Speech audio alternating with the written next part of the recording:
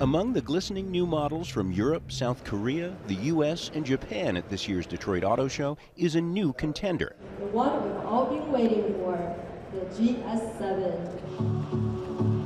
For the first time ever, China's Guangzhou Automobile Group unveiled its new models at the Motor City's North American International Auto Show. And in the next year, it wants to become the first Chinese car maker to sell directly to American customers.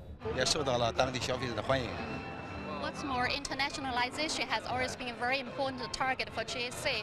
We're not only planning to export products into the North American market, but also we have already export products to markets like the South Africa, Mid East, and some other countries in the world.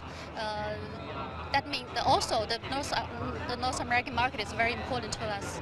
It may be important, but China's entry into the U.S. market might well be imperiled if China responds in kind to U.S. President-elect Donald Trump's threats to impose tariffs on imported goods, launching a trade war. He certainly has set a tone where he's saying America first and domestic production and jobs are his top priority.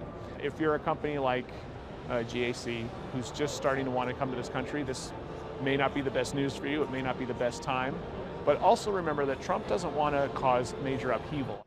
One early sign of trouble, China last month fined General Motors, the largest foreign automaker in the Chinese market, $29 million for alleged monopolistic behavior.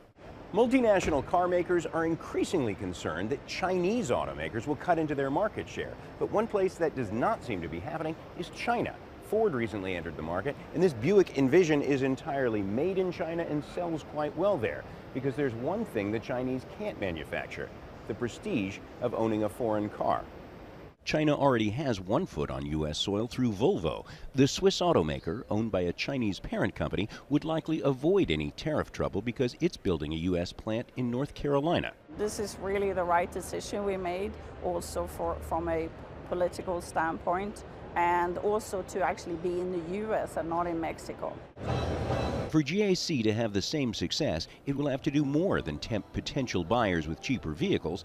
It will have to hope a trade war between China and Donald Trump can be avoided. John Hendren, Al Jazeera, Detroit.